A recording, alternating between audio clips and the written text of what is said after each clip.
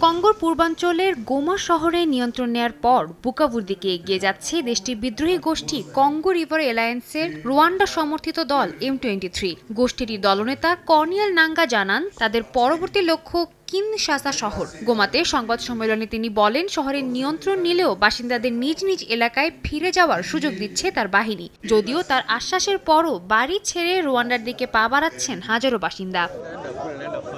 এদিকে রুদ শুরুতে সামরিক ঘাঁটিতে হামলা চালিয়ে কঙ্গোর প্রায় 2400 সেনাকে আটক করে বিদ্রোহী গোষ্ঠীর সদস্যরা। তাদের দাবি, সেনাদের নতুন করে প্রশিক্ষণ দিয়ে বিদ্রোহীদের সশস্ত্র যোদ্ধাদের দলের নাম লেখানো হবে। এর মধ্যেই কঙ্গোর স্বরাষ্ট্র ও নিরাপত্তা মন্ত্রীর নেতৃত্বে সাবেক সেনা সদস্য, যোদ্ধা এবং তরুণরা সহ শত শত মানুষ ভিড় করে বুকাভুতে। তাদের লক্ষ্য রুয়ান্ডা সমর্থিত বিদ্রোহী গোষ্ঠী M23 বিরুদ্ধে পাল্টা হামলার পরিকল্পনা করা। এ সময় শত শত মানুষ দেশের জন্য লড়াই করার ইচ্ছা প্রকাশ করেন। কঙ্গোর বিষয়ে হোয়াইট হাউসে প্রেস ব্রিফিংয়ে মার্কিন প্রেসিডেন্ট ডোনাল্ড ট্রাম্পকে প্রশ্ন করলে তিনি এই পরিস্থিতিকে অত্যন্ত গুরুতর বলে আখ্যা দেন। যদিও দেশটিতে শান্তি প্রতিষ্ঠায় যুক্তরাষ্ট্র হস্তক্ষেপ করবে কিনা এ বিষয়ে কিছু বলতে রাজি হননি তিনি। এদিকে বিদ্রোহীদের আগ্রাসনে কঙ্গোতে দেখা দিয়েছে মানবিক সংকট, খাবার ও পানির সংকটে ভুগছেন বাসিন্দারা। এ অবস্থায় দেশটির ভবিষ্যৎ নিয়ে উদ্বেগ প্রকাশ করেছে জাতিসংঘ।